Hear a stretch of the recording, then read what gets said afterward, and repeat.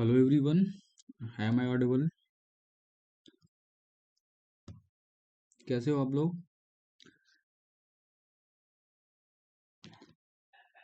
मेरी voice clear है क्या? Yes sir. ओके। कैसे हो यार कैप? Okay. We will wait for 1 or 2 minute more, है ना? उसके बाद we will start our session and today session is very important because we are going to discuss about fundamental right, है ना? लास्ट लेक्चर में हमने कुछ बात किया था उसका। तो लेकिन मुझे लगता है कि ये जो टॉपिक है ना फंडामेंटल राइट का, ये बहुत ही पॉलिटी का one of the most important topic है और यहाँ से जनरली हर बार ही सवाल आते हैं, है ना? तो दैट्स वाई आई थिंक कि जो फंडामेंटल राइट टॉपिक है इसको हम लोग को काफ़ी अच्छे से और काफ़ी डिटेल में करना चाहिए, है ना? तो आज जो हम फंडामेंटल राइट पढ़ेंगे वो थोड़ा सा ज़्यादा डिटेल में है, इसलिए मैं डिटेल करा रहा हूँ ताकि जो कुछ भी क्वेश्चंस आए ना तो कहीं से भी तो वो आपका सॉल्व हो जाए, ठीक है ना? एक ब्रॉडर पर्सपेक्टिव में हम लोग थोड़ा सा पढ़ते हैं। तो लास्ट क्लास में बेसिकली हमने जब लेक्चर लिया था तो उसमें कुछ बेसिक चीज़ें जो है ना फंडामेंटल राइट का, वो हम लोगों ने डिस्कस किया हुआ था, ठीक है? जैसे कि जैसे कि जो फंडामेंटल राइट है वो कॉन्स्टिट्यूशन के कौन से पार्ट्स में आता है ना? तो इट लाइज इन, एक सेकेंड, अच्छा लोग जुड़ रहे हैं, 1-2 मिनट और रुक जाओ क्या? अ, हम लोग थोड़ा सा स्ट्रेच कर लेंगे आगे, अगर जो हमारा टाइम अभी जा रहा है ना उसको वी विल स्ट्रेच फर्दर। तो उसमें 10-20 मिनट उधर हम लोग अगर बढ़ा लेंगे, लेकिन लोग जुड़ रहे हैं तो मुझे लगता है 1-2 मिनट और जुड़ जाते हैं, है ना? 8:40 तक वेट कर लेते हैं, उसके बाद फिर हम लोग शुरू करते हैं, ठीक है? फिलहाल हम थोड़ा सा एक ब्रीफ बैकग्राउंड दे देते हैं, जो हमने लास्ट लेक्चर में पढ़ा था तब तक हम लोग वो काम कर लेते हैं। तो बेसिकली ये था कि क्या जो फंडामेंटल राइट है वो पार्ट 3 में मेंशन है, ये मैंने बताया था, है ना? कॉन्स्टिट्यूशन के जो पार्ट है उसके पार्ट 3 में है, वो फंडामेंटल राइट की बात करता है। और इसमें जो आर्टिकल मेंशन्ड है ना? वो सारे आर्टिकल हैं आपके, आर्टिकल 12 से लेकर के आर्टिकल 35 तक है, वो बात करता है आपका फंडामेंटल राइट के बारे में, है ना? टोटल जो फंडामेंटल राइट है वो 6 हैं, 9 अभी, और पहले कितने थे? पहले 7 थे, जिसमें से जो एक फंडामेंटल राइट है उसको क्या कर दिया गया है? अभी रिमूव कर दिया गया है ना? जिससे वो राइट टू प्रॉपर्टी का राइट था, जिसको बाय यूजिंग, है ना, by using 44th constitutional amendment act, ये देखिए यहाँ पे मैंने बताया था, 44th कॉन्स्टिट्यूशनल अमेंडमेंट एक्ट का इस्तेमाल करके जो राइट टू प्रॉपर्टी था उसको फंडामेंटल राइट की कैटेगरी से हटा के इसको एक लीगल राइट बना दिया गया, ठीक है ना? तो ये सारी चीजें हमने डिस्कस किया था और ये भी देखा था कि कैसे ये फ्रेम होता है, क्योंकि several times it it has been seen like कि ये इस टाइप का ये क्वेश्चन आया हुआ है ना कि और बाय यूजिंग विच अमेंडमेंट, है ना, जो राइट टू प्रॉपर्टी है उसको फंडामेंटल राइट से हटा करके लीगल राइट बना दिया, ये चीज़ है, इसको हमने पढ़ा था, ठीक है? उसके बाद हमने देखा था कि और बहुत कुछ देखा था, जैसे कि use of article 32, use of article 226, इसको आज हम लोग फिर से कर लेंगे, बट तो ठीक है। ये सारी चीज़ देखे थे, कौन कौन से फंडामेंटल राइट है उसको भी देखा था। 6 जो राइट्स हैं वो कौन कौन से हैं? पहला था right to equality, right to freedom, फिर right against exploitation, religious freedom, और कल्चरल एजुकेशनल राइट है, उसके बाद रेमेडीज वाला था। ये सारा चीज़ हम लोगों ने लास्ट क्लास में पढ़ा था, ठीक है? तो आइए हम स्टार्ट करते हैं अपना आज का लेक्चर।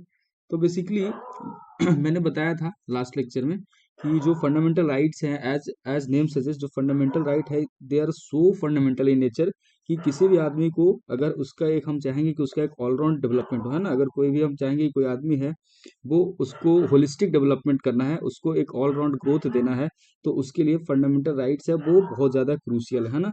तो ऑलराउंड डेवलपमेंट का मतलब क्या है? Material, intellectual and moral, spiritual type से किसी भी आदमी को एक एक इंसान के रूप में उभरना है ना, एक ऑल राउंड डेवलपमेंट के साथ, है ना, होलिस्टिक वे में, तो उसके लिए फंडामेंटल राइट है वो काफ़ी इंपॉर्टेंट है, ठीक है? तो जो इंडिया में जो फंडामेंटल राइट है वो इंस्पायर्ड है, स्क्रीन विजिबल है ना? हेलो, एक बार कंफर्म कर दीजिएगा, स्क्रीन विजिबल है ना? विजय शो हो रहा है ना स्क्रीन पे जो मैं पढ़ा रहा हूँ वो? विजुअल है सर, बस ऑडियो थोड़ा लैग कर रहा है सर। ऑडियो लैग कर रहा है? आज जी तो जी। आज तो लैग नहीं करना चाहिए, आज तो नेट बिल्कुल सही है वैसे, ठीक है? करते हैं, थोड़ा हो सकता है इशू, बट ठीक है। सो बेसिकली हमारे यहाँ जो फंडामेंटल राइट है ना, वो इंस्पायर्ड कहाँ से है, वो जो इंस्पायर्ड है वो है कॉन्स्टिट्यूशन ऑफ यूएसए, है ना। तो यहाँ से एक हमारा सवाल बनता है कि जो इंडियन फंडामेंटल राइट है, that that is inspired from which constitution, है ना। स्टार्टिंग में मैंने बताया था ना कि जो सोर्सेस ऑफ कॉन्स्टिट्यूशन जब हम पढ़ रहे थे, तो उसमें हमने देखा था कि जो हमारे कॉन्स्टिट्यूशन में बहुत सारे प्रोविजंस को हमने क्या किया है, अलग अलग कॉन्स्टिट्यूशन से हायर किया है, उसको इनकॉर्पोरेट किया है ना। तो फंडामेंटल राइट है उसको हमने कहाँ से, यूएसए के कॉन्स्टिट्यूशन से इनकॉर्पोरेट किया है, ठीक है ना। एक सेकेंड।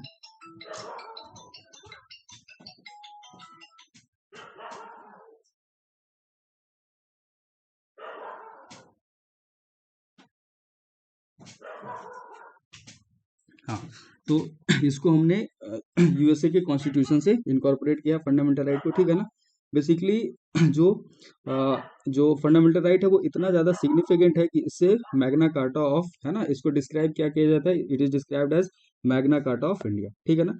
सो अगर ये सवाल आए कि which provision of Indian constitution is described as the Magna Carta of India, so it is what, it is fundamental right, है ना। It is fundamental right that is described as the Magna Carta of India, ठीक है ना।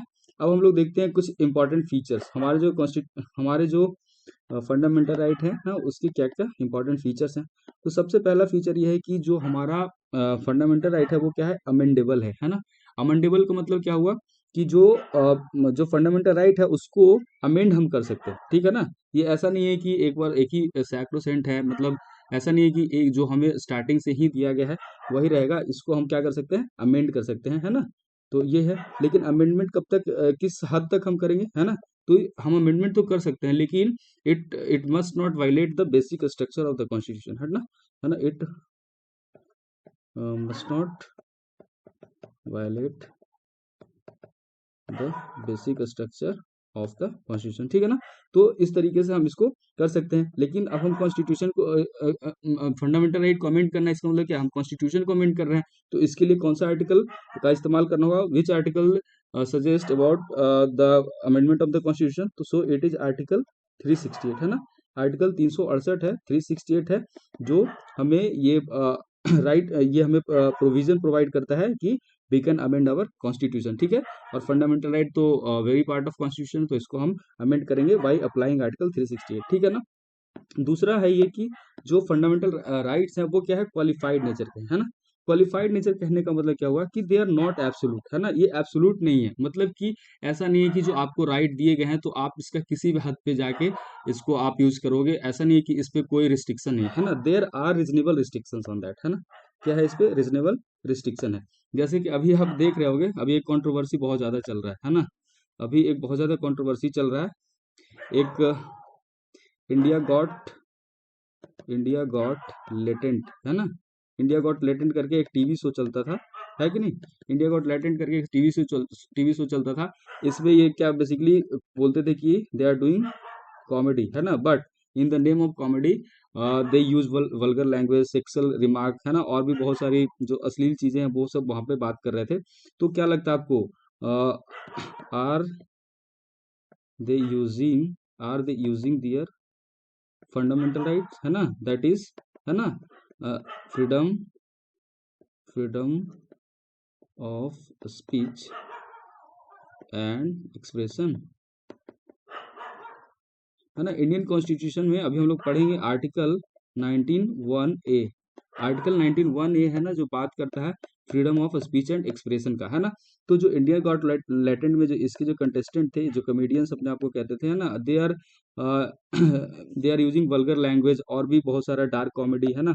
तो क्या ये सारे जो बात है वो, ये सारे जो कॉमेडी के नाम पे जो यूज कर रहे हैं, कि are the acceptable under under the provision of freedom of speech and expression, क्या ये है एक्सेप्टेबल, तो नहीं, है ना। इसीलिए अभी इस पे क्या हुआ है, बहुत सारे एफआईआर वगैरह भी हुए, because you have certain kind of reasonable restrictions as well, है ना। ऐसा नहीं है कि आपके पास freedom of freedom of speech and expression है तो आप उसके नाम पे कुछ भी बोलोगे, है ना। It must be in A restricted format, है ना। एक ऐसा हो सोशली भी एक्सेप्टेबल होनी चाहिए ये चीज, है ना। तो ये हो गया कि जो फंडामेंटल राइट है वो क्या है, क्वालिफाइड नेचर के हैं, ठीक है ना। उसके बाद अगला क्या है कि जो फंडामेंटल राइट है ना, ये बेसिकली क्या है, they are protection against against state and individual, है ना। जैसे कि ये हुआ कि जो स्टेट है वो कोई ऐसा ड्रैकोनियन लॉ ना फॉर्मुलेट कर दे, है ना, कोई ऐसा लॉ ना बना दे जिसके कारण क्या हो कि जो इंडिविजुअल्स हैं, जो सिटीजन्स हैं, वो उनकी जो लिबर्टी है ना, लिबर्टी है, फ्रीडम है, वो कर्टेल हो जाए। तो बेसिकली ये चीज़ है कि एक तरीके से it's a protection against state, है ना। फिर क्या है कि जो सम राइट्स है ना वो लिमिट करता है, जो कुछ कुछ राइट्स ऐसे होते हैं जो क्या करते हैं, स्टेट को लिमिट करते हैं। मतलब कि कुछ ऐसे राइट्स हैं जैसे कि freedom to life and liberty, है ना। तो या फिर अरेस्ट के टाइम पे कुछ फ्रीडम होते हैं। तो ये सारे जो फ्रीडम दिए गए हैं ना वो इंडियन सिटीजन को, जो स्टेट को क्या करते हैं, स्टेट के लिए बेसिकली एक तरीके का निगेटिव है ना। मतलब कि क्या है, स्टेट है उसको किसी भी तरीके से इस्तेमाल नहीं कर सकता, लेकिन यही राइट क्या है, वो किसी इंडिविजुअल के लिए पॉजिटिव है ना। जैसे कि जो अरेस्ट एंड डिटेंशन के टाइम पे कुछ चीज़ें होती है ना, तो हैंड कफिंग वगैरह का जो चीज़ें होती है वो बेसिकली क्या है, वो स्टेट के लिए तो वो एक लिमिट है ना, कि स्टेट इस तरीके से चीज़ें नहीं कर सकती। लेकिन दूसरी बात क्या है कि जो इंडिविजुअल है उसके लिए ये चीज़ पॉजिटिव है ना। ये बात होगी। दूसरा मैं एक और समझा सकता हूँ ऐसे कि जो आपका डिस्क्रिमिनेशन है ना, discrimination based on gender, discrimination based on gender, religion, caste, है ना, gender, religion, caste, place of birth, है ना। इस तरीके का कुछ रिस्ट्रिक्शन हो गया मान लो एम्प्लॉयमेंट में। तो इस तरीके का जो रिस्ट्रिक्शन है एक तरीके से ये है ना कि आप ऐसा रिस्ट्रिक्शन नहीं लगा सकते हो एम्प्लॉयमेंट के ऊपर, है ना, कि आप स्पेसिफाई नहीं कर सकते हो। तो अगर इस तरीके का कोई रिस्ट्रिक्शन है तो स्टेट के लिए तो वो नेगेटिव हुआ, लेकिन वो इंडियन सिटीजन के लिए क्या है, वो पॉजिटिव चीज, ठीक है ना। ये बात हुई। उसके बाद अगला है जस्टिसिएबल। जो फंडामेंटल राइट क्या है, वो जस्टिसिएबल है। इसका एक जो सबसे इंपॉर्टेंट जो एस्पेक्ट क्या है कि it is justiciable in nature. मतलब क्या है कि ये इसको आप, अगर आपका वायलेशन होता है ना, in case of violation of your fundamental right, you can even directly go to the Supreme Court और इवन हाई कोर्ट, है ना। जो अभी मैं बता रहा था ना कि यूज ऑफ आर्टिकल 32, है ना, बाय यूजिंग, ये चीज देखिए,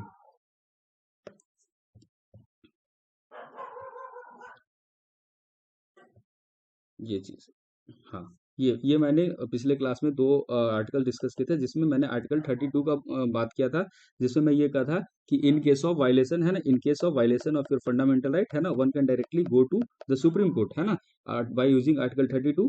और in case of violation of your fundamental right, you can even go to the High Court directly by using article 226। इसका मतलब क्या हुआ कि जो फंडामेंटल राइट है वो क्या है, जस्टिसिएबल है। जस्टिसएबल है मतलब कि ऐसा नहीं है कि यार राइट्स तो दिए हुए हैं लेकिन उसको इंश्योर करने वाला कोई नहीं, ऐसी बात नहीं है। इंश्योर करने के लिए इंश्योरिंग अथॉरिटी है, जुडिशियरी है, जो आपके जो फंडामेंटल राइट है ना उसको इंश्योर करेगा, ठीक है ना। दूसरा अगला जो फीचर है वो ये है कि जो इट्स बेसिकली क्लेम्स है ना, क्लेम्स अगेंस्ट स्टेट। मतलब हम फंडामेंटल राइट में क्या करते हैं, स्टेट से अपनी क्लेम करते हैं ना, कि राइट्स जो है वो क्या है, सिटीजन के लिए उनका एक क्लेम है कि भाई मुझे संविधान में दिया गया है बोलने की आज़ादी, तो मैं बोलूंगा, है ना। मुझे equal opportunity in case of employment की दी गई है फ्रीडम, तो मैं वो चीज़ आपसे डिमांड करूंगा, है ना। हमें रिलीजियस राइट्स चाहिए, तो ये हमारे कॉन्स्टिट्यूशन में लिखा हुआ है। तो ये सारे क्या है, क्लेम्स हैं। किससे आप क्लेम करोगे, आप स्टेट से क्लेम करोगे, ठीक है ना। तो basically these are claims against state, ठीक है ना। ये चीज हो गया। अगला एक जो बहुत इंपॉर्टेंट फीचर है वो ये है कि जो फंडामेंटल राइट्स होते हैं ना, they can be suspended during the operation of national emergency, है ना, एक्सेप्ट 20 and 21। अब इसको हम थोड़ा सा समझते हैं। National emergency, national emergency, national emergency. तो आई होप आपको आर्टिकल याद होगा। नेशनल इमरजेंसी हम लोगों ने कई बार डिस्कस किया है। कोई बता सकते हैं आर्टिकल कौन सा है that talks about national emergency? Article 352, है ना, article 352 talks about national emergency, ठीक है ना। तो इसके जो इमरजेंसी के जो लगाने के जो क्राइटेरिया होते हैं, है ना, क्राइटेरिया जिसको कहते हैं कि क्या क्या कंडीशन, क्राइटेरिया और you can say conditions, conditions, है ना, कौन से कंडीशन में आपका जो नेशनल इमरजेंसी है वो किसी भी पूरे इंडिया में या फिर इंडिया के किसी एक पार्ट में लगाया जाएगा। तो वो क्या है, एक तो होता है आपका external aggression, external aggression, external aggression या फिर वॉर, है ना। या तो एक्सटर्नल एग्रेशन हो और या फिर वार की कंडीशन हो। एक्सटर्नल एग्रेशन मतलब क्या, कि कोई दूसरी कंट्री है ना, या कोई दूसरा स्टेट है, वो आपके कंट्री के ऊपर अटैक कर दे या फिर कुछ भी इस तरीके का एग्रेसिव बिहेवियर शो करो करे किसी एक पर्टिकुलर टेरिटरी पे, जैसे कि मान लो JNK पे, जम्मू कश्मीर पे पाकिस्तान का कुछ ऐसा एग्रेसिव बिहेवियर होता है, तो उस केस में अगर स्टेट गवर्नमेंट ने उस टाइम पे कहा कि इंडियन गवर्नमेंट चाहेगी तो क्या करेगी, वहां पे नेशनल इमरजेंसी लगा सकती है, ठीक है ना। दूसरा होता है इंटरनल डिस्टर्बेंसेस, इंटरनल डिस्टर्बेंसेस है ना। इंटरनल डिस्टर्बेंसेस मतलब कि ये हमारा कंट्री बना देता हूँ मैं, एक सेकंड।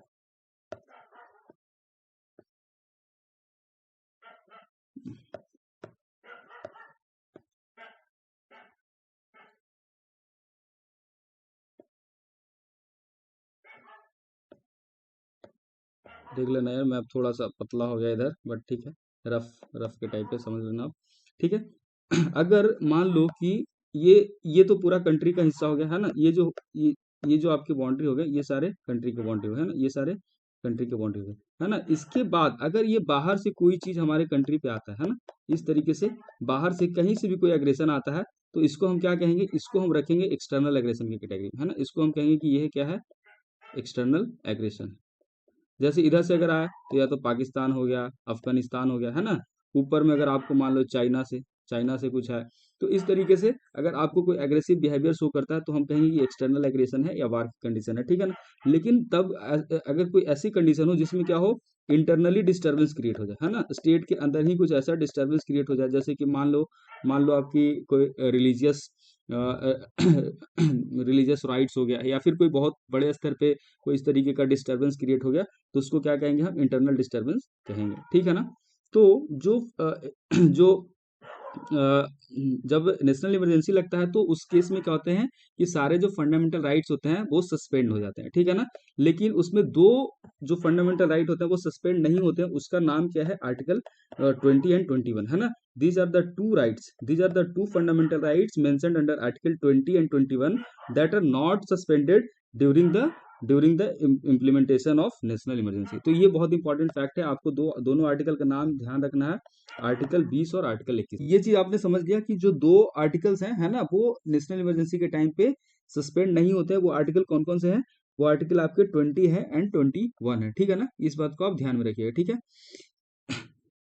उसके बाद अगला ये है कि जो जो फंडामेंटल राइट्स है वो आर्टिकल 19 में है ना। आर्टिकल 19 में टोटल कितने फंडामेंटल राइट हैं, टोटल 6 फंडामेंटल राइट्स मेंशन किए गए हैं, उसको हम लोग आगे पढ़ेंगे है ना।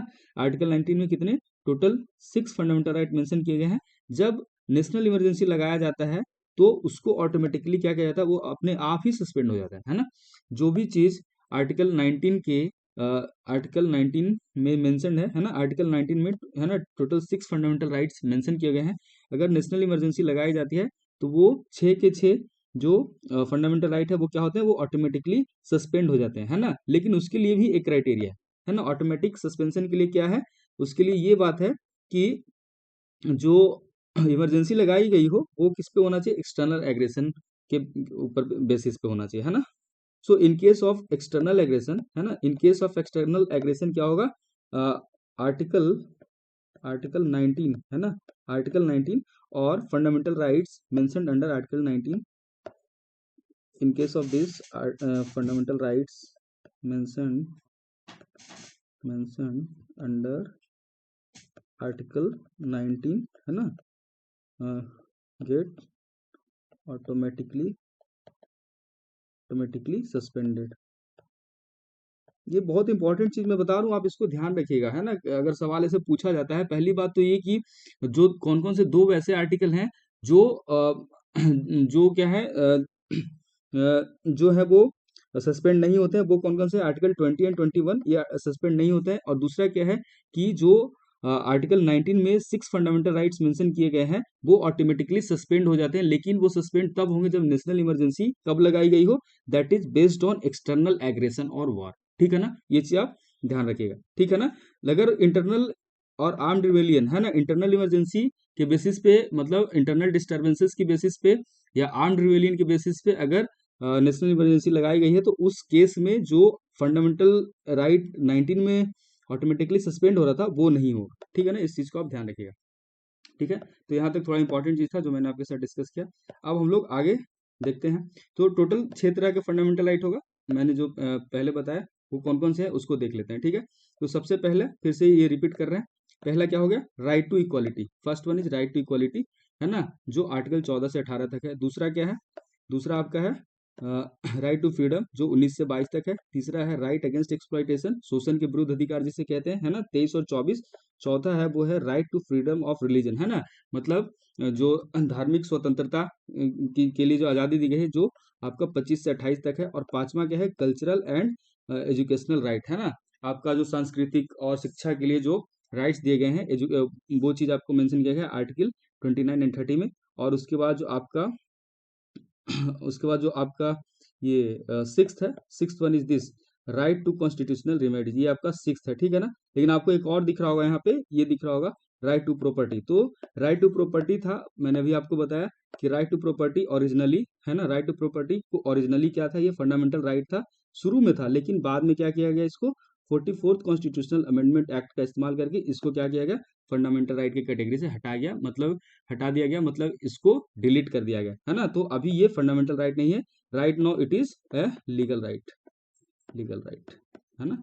तो अभी के टाइम पे जो राइट टू प्रॉपर्टी है वो क्या है, एक लीगल राइट है। और ये कैसे बना, तो इसको 44th कॉन्स्टिट्यूशनल अमेंडमेंट एक्ट 1978 का इस्तेमाल करके इसको जो है फंडामेंटल राइट की कैटेगरी से हटा दिया गया। इस चीज को आप ध्यान रखिएगा, ठीक है ना, यही यहाँ पे मेंशन किया गया, ठीक है ना। लेकिन अब आपको लग रहा हो कि हटा तो दिया गया, है ना, हटाने के बाद इसको कहाँ रखा गया, तो ये अब लीगल राइट है, लीगल राइट है। और इसको आर्टिकल 300A में कहाँ पे रखा गया, इसको आर्टिकल 300A में इसको रखा गया है, और जो कि इंडियन कॉन्स्टिट्यूशन के पार्ट 12 में है ना, जो इंडियन कॉन्स्टिट्यूशन के पार्ट 12 में मेंशन है। तो अगर आपसे पूछे कि so tell me what is the article of right to property, है ना, तो अभी क्या है, currently it is mentioned under under article 300A, है ना। अगर हम पूछे which part is dedicated to right to property, so it is part 12 of the Indian constitution, है ना, that talks about right to property. ये चीज आपको ध्यान में रखना होगा, ठीक है ना। सो करेंटली कितने हैं, 6 फंडामेंटल राइट है, ठीक है। हमने कल के लेक्चर में ही इस चीज को डिस्कस किया था कि जो फंडामेंटल राइट है वो अवेलेबल है किसके किसके लिए, है ना। तो अब देखो, इंडिया एज ए कंट्री, यहाँ पे इंडियन सिटीजन तो ऑब्वियसली है ही, लेकिन apart from Indians there are also people living, है ना, those who are from another countries, है ना, जो फॉरेनर्स होते हैं। तो कुछ कुछ ऐसे आर्टिकल्स हैं जो सिर्फ और सिर्फ इंडियंस को ही अवेलेबल है ना, जो सिर्फ और सिर्फ किसको, सिर्फ इंडियन को ही दिए गए हैं। कौन कौन सा है वो है आपका आर्टिकल 15, 16, 19, 29 एंड 30। कौन कौन से हैं आपके, 15, 15, 16, 19, 29 और 30, है ना।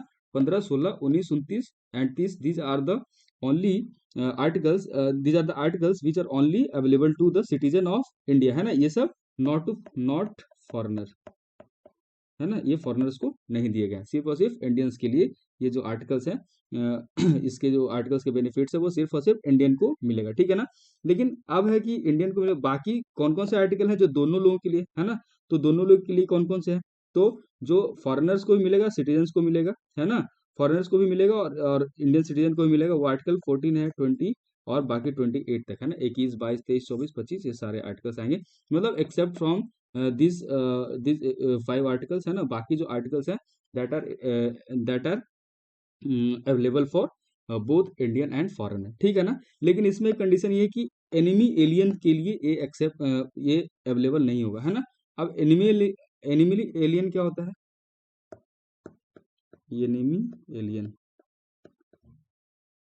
एनिमी एलियन क्या होता है ना, मतलब क्या, एनिमी मतलब क्या हो गया, दुश्मन, है ना। एलियन, एलियन मतलब क्या, जो बाहरी लोग हो, है ना। तो मान लो वैसे लोग जो इंडिया में आए हैं, ऐसे लोग जो इंडिया में आए हैं जिनके साथ इंडिया का जो रिलेशन है वो अच्छा नहीं है, है ना, पीपल, है ना, पीपल और foreigners of those countries countries who came to India, India, है ना,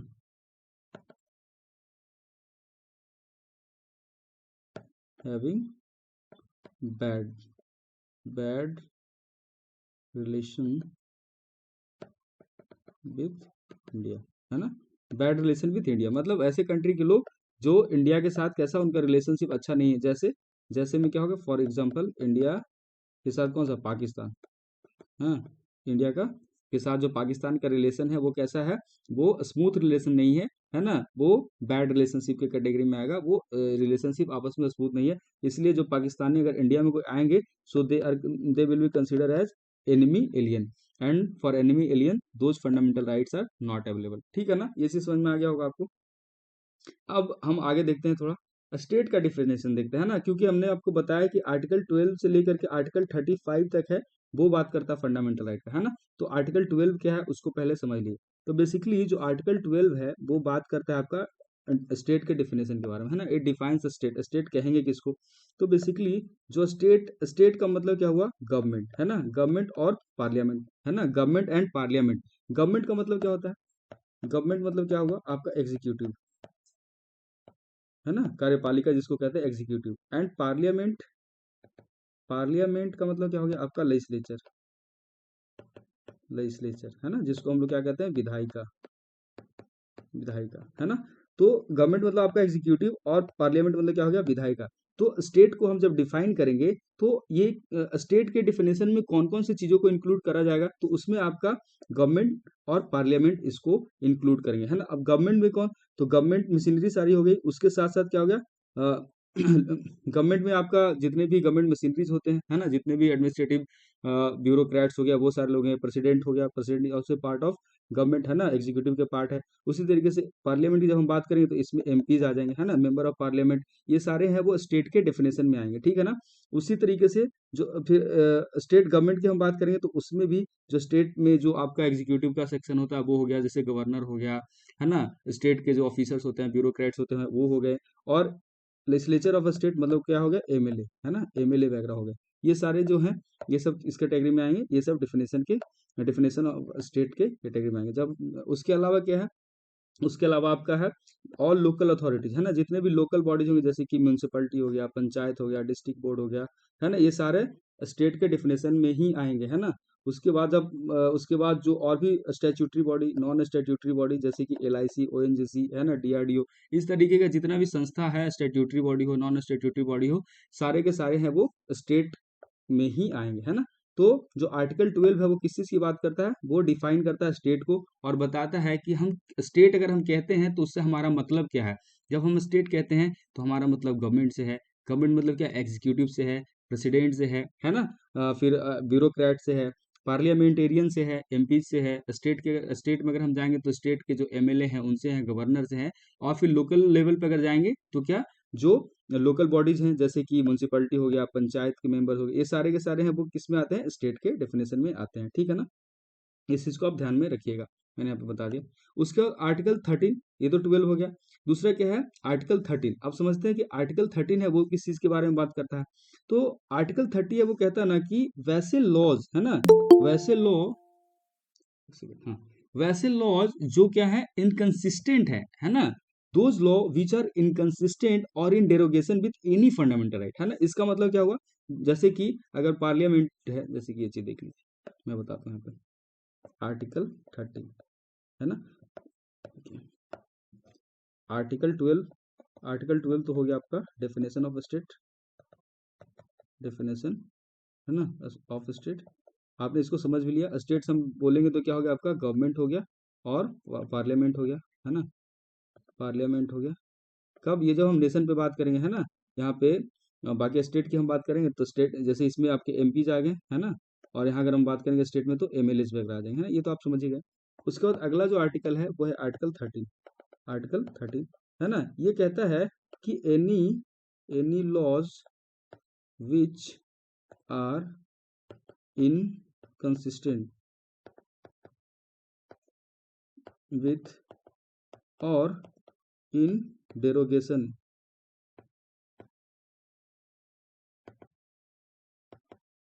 fundamental right shall be considered as null, null और void, है ना, null और void, इसका मतलब क्या हुआ दोस्त, इसका मतलब ये हुआ कि अगर मान लो पार्लियामेंट है वो कोई लॉ बनाता है ना, पार्लियामेंट क्या करता है, लॉ बनाता है, और वो लॉ बनाता है जो फंडामेंटल राइट से फंडामेंटल राइट के अगेंस्ट हो, है ना। पार्लियामेंट मान लो कोई ऐसा लॉ बनाया जिससे क्या हो रहा है कि किसी का फंडामेंटल राइट है वो वायलेट हो रहा है ना, तो वो इनकंसिस्टेंट हो गया ना, मतलब वो फंडामेंटल राइट से इनकंसिस्टेंट हो गया, है ना, उससे डेरोगेटरी हो गया। तो उस केस में क्या किया जाएगा कि जो लॉ बनाया जाएगा उसको इनवैलिडेट कर दिया जाएगा, है ना। That will be considered as null और वाइड, मतलब उसको वैलिडेट नहीं किया जाएगा। ये चीज कह रहा है आर्टिकल 13, है ना। सो आर्टिकल 13 है वो बेसिकली क्या कहता है कि फंडामेंटल राइट की जो वैलिडिटी है ना, उसकी जो सुपरमेसी है उसी को शो कर रहा है ना।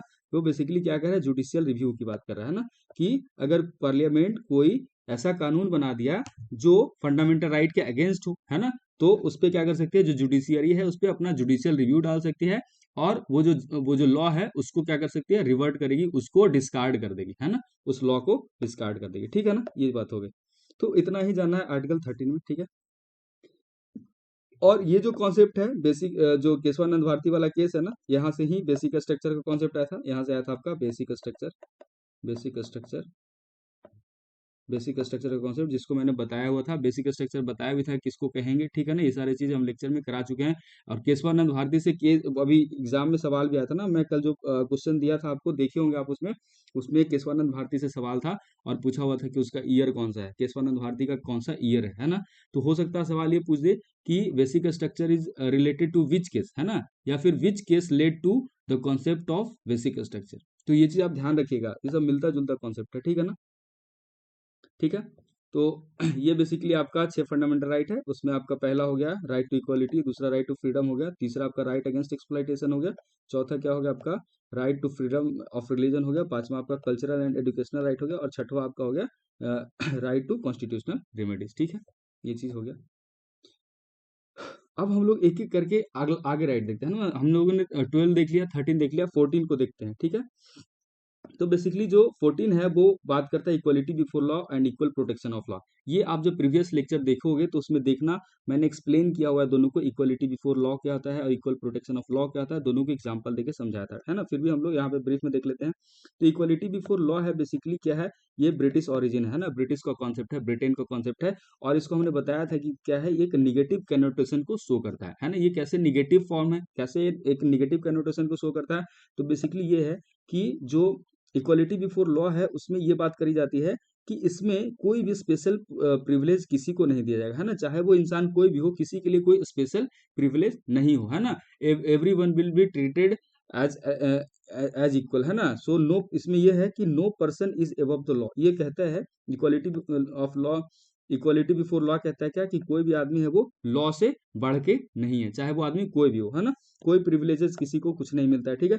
उसके बाद ये कहता है कि equal subjection of all person to ordinary law, है ना। मतलब क्या है कि सारे आदमी के लिए सेम लॉ होंगे, है ना, क्या है, सारे आदमी के लिए सेम लॉ होंगे। ये बात कौन करता है, इक्वालिटी बिफोर लॉ करता है। जैसे मैंने आपको एग्जांपल दिया था एक ट्रैफिक, है ना, ट्रैफिक ट्रैफिक वाला एग्जांपल दिया था मैंने, कि मान लो कि इन केस अगर कोई एक आदमी है जो महीने का मान लो महीने का 20,000 रुपया कमाता है ना, और उसको अगर मान लो 1,000 रुपये का फाइन लगता है, लेकिन कोई दूसरा आदमी महीने का क्या करता है, वो मान लो 20 लाख रुपया कमाता है ना, 20 लाख रुपया कमाता है, उसको भी 1,000 रुपया फाइन देना है ना। तो ये क्या है, ये दोनों लोगों के लिए बेसिकली क्या है, तो इक्वलिटी शो हो रहा है, लेकिन क्या ये बिल्कुल जायज है क्या, नहीं। ये इसकी जो इनकम है ये 20 लाख पर है ना, मान लो है इसका, लेकिन ये क्या है 20,000 रुपया कमा रहा है। तो ये काफी ज्यादा डिफरेंस है, इसलिए हम लोग इसको कहते हैं, देखने में तो लग रहा है कि इक्वल है, लेकिन क्या है, ये इक्वल नहीं है ना। इसलिए इसको क्या कहते हैं कि ये निगेटिव कनोटेशन को शो करता है। वही दूसरा है वो है इक्वल प्रोटेक्शन ऑफ लॉ, जो कि अमेरिकन ओरिजिन का है। तो इसमें जो सवाल आपका आएगा ना वही पूछेगा कि जो इक्वलिटी बिफोर लॉ है वो क्या ब्रिटेन से लिए है या फिर अमेरिकन कॉन्सेप्ट है, ठीक है ना। तो इस चीज को आप ध्यान रखिएगा। ये सवाल ये पूछेगा कि ये निगेटिव कनोटेशन है या पॉजिटिव कनोटेशन है, तो इस चीज को ध्यान रखिएगा। तो दूसरा वही आपका इक्वल प्रोटेक्शन ऑफ लॉ है, ये क्या है अमेरिकन ओरिजिन से है, और ये पॉजिटिव कनोटेशन शो करता है, क्योंकि इसमें जो है वो क्या है इक्वल ट्रीटमेंट की बात करता है ना। ये it talks about equal treatment, equal treatment, equal treatment, है ना। जो इक्वलिटी सॉरी जो इक्वल प्रोटेक्शन ऑफ लॉ है वो किसकी बात करता है, इक्वल ट्रीटमेंट की बात करता है अंडर इक्वल सर्कमस्टांसेस, है ना। Equal treatment under equal circumstances की बात करता है, ठीक है ना। अगला है कि जो हाँ, ये है it should be treated alike without any discrimination, है ना। Like should be treated alike without any discrimination की बात करता है, मतलब जो जैसा है उसको वैसा ही, मतलब अगर कैटेगराइज कर देता है चीजों को कि like should be treated alike, है ना, मतलब एक तरीके का सेक्शन कर लिया, इस तरीके से कैटेगराइज कर लिया कि अच्छा ये लोग हैं, ये मान लो कम कमाने वाले लोग हैं, ये जो इधर है वो मिलेनियर बिलियनियर लोग हैं, तो इनके लिए एक अलग तरह का लॉ होगा, इनके लिए क्या होगा, एक अलग तरीके से हम लॉ को एग्जीक्यूट करा जाएगा, ठीक है ना, ये चीज है।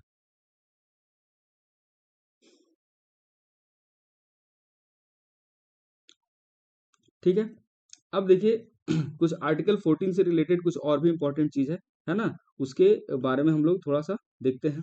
तो ये इसमें कुछ कुछ ऐसे पॉइंट्स मेंशन्ड हैं जो आपके एग्जाम के लिए नहीं है ना, वो थोड़ा सा सिविल सर्विसेज के हिसाब से नोट्स प्रिपेयर्ड है, बट ये इसमें मैं डिटेल में इसलिए करा रहा हूँ क्योंकि ये इंपॉर्टेंट है, तो इसमें जो चीज़ें आपके एग्जाम के लिए इंपॉर्टेंट है मैं उसको बिल्कुल करा रहा हूँ आपके लिए, है ना। तो ये जो रूल ऑफ लॉ का जो कॉन्सेप्ट है उसको एवी डाइसी ने दिया था, है ना। सवाल ये भी पूछ लेता है कि the rule of law concept has been given by, तो it has been given by A V Dicey, ठीक है ना, एवी डाइसी, है ना, इसी को आप ध्यान में रखिएगा, ठीक है ना। यहाँ पे उसके जो रूल ऑफ लॉ के जो फंडामेंटल प्रिंसिपल्स हैं उसको मेंशन किया गया है कि इसमें क्या है कि जो आर्बिट्ररी पावर नहीं होगा, है ना, कोई भी आर्बिट्ररी पावर नहीं होगा, मतलब कि हर लोग क्या होंगे, इक्वल होंगे, सबको इक्वल ही ट्रीट किया जाएगा। दूसरा क्या है इसमें कि जो ये है, ये जो इक्वलिटी बिफोर लॉ है ये क्या है, ये एप्लीकेबल है इंडियन सिस्टम में, ठीक है ना, हम लोगों ने इसको अप्लाई किया हुआ है, ठीक है ना। अब कुछ और चीज देखते हैं हम लोग इसमें, कुछ एक्सेप्शंस है ना, जब हम इक्वालिटी की बात करते हैं, जब हम इक्वालिटी की बात करते हैं तो इसमें कुछ एक्सेप्शंस भी आते हैं, है ना। उस एक्सेप्शन को देख लेते हैं क्योंकि सवाल कई बार वहां से आता है।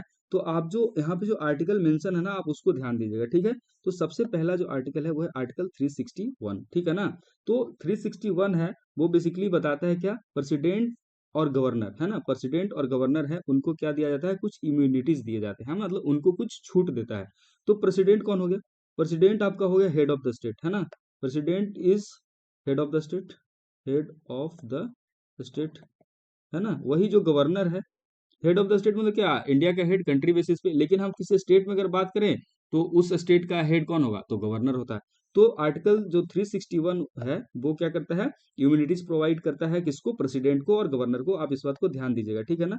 वही आर्टिकल 361 है, आर्टिकल 361 है वो बेसिकली वो आर्टिकल 361 है वो बेसिकली क्या बात करता है, आर्टिकल 361 कहता है कि अगर कोई भी पार्लियामेंट की प्रोसीडिंग हो रही है ना, पार्लियामेंट की अगर कोई प्रोसीडिंग है ना, या फिर कोई स्टेट लेजिस्लेटिव असेंबली की प्रोसीडिंग है और उस प्रोसीडिंग को कोई आदमी है वो क्या है, बिल्कुल न्यूज़पेपर में या टीवी या रेडियो पे क्या है उसको बिल्कुल सही दिखाता हो, है ना, बिल्कुल सही दिखाता हो, तो उसके अगेंस्ट कोई भी सिविल या क्रिमिनल प्रोसीडिंग्स, है ना, नहीं करी जाएगी, ये चीज है। मतलब क्या, एक तरीके से मीडिया के लिए फ्रीडम है, मीडिया है ना अपने आप को चैलेंज करती है ना कि ये मीडिया की स्वतंत्रता है, तो that comes from article 361, that freedom comes from article 361, जिसके हिसाब से क्या है कि वो जो पार्लियामेंट के अंदर अगर कोई भी डिस्कशन हुआ, डिबेट हुआ, है ना, तो या फिर स्टेट लेजिस्लेटिव असेंबली के अंदर जो सेशन हुए, है ना, उसको क्या कर सकता है, बिना सही सही उस चीज को पब्लिश कर सकता है, उस चीज को टीवी पे टेलीकास्ट कर सकता है, रेडियो पे सुना सकता है। तो उस केस में क्या होगा कि कोई भी उस पर सिविल और ना ही कोई क्रिमिनल प्रोसीडिंग होगी किसी भी कोर्ट के द्वारा, ठीक है ना, ये चीज में कहा गया। अगला जो काफी इंपॉर्टेंट आर्टिकल है वो है आपका आर्टिकल 105, है ना, आर्टिकल 105, ये बेसिकली क्या है, पार्लियामेंट्री प्रिविलेजेस की बात करती है ना।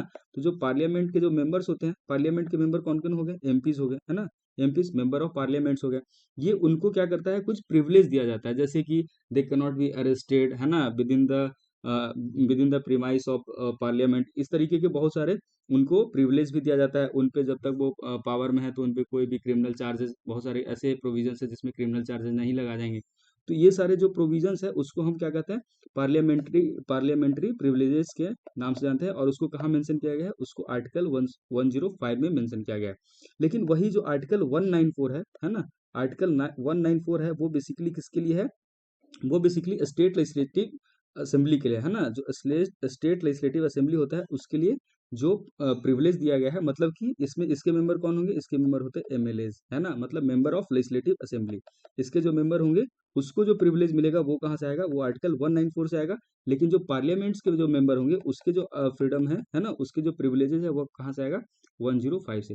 ये दोनों आर्टिकल बहुत इंपॉर्टेंट है, और several time I have seen की क्वेश्चन यहाँ से आए हैं, पार्लियामेंट्री प्रिविलेजेस से, या फिर जो privileges of member of state legislature से ये आया हुआ है ना। तो ये दोनों आर्टिकल मैं स्टार लगा दे रहा हूँ, काफी इंपॉर्टेंट ये दोनों आर्टिकल है, ठीक है ना।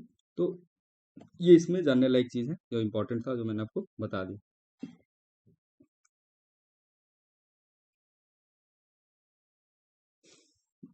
अब हम लोग थोड़ा सा आर्टिकल 15, अब हम लोग 15 आर्टिकल देखते हैं ना, आर्टिकल 15 को देखते हैं, ठीक है, आइए इसको डिस्कस करते हैं। अभी आप बताओ, यहाँ तक अगर किसी को भी कोई भी प्रॉब्लम है तो आप अपना डाउट पूछ सकते हो। समझ में आ रहा है? आप थोड़ा हमें कंफर्म कीजिए, बताइए, जो भी अगर कुछ डाउट पूछना है तो पूछिए।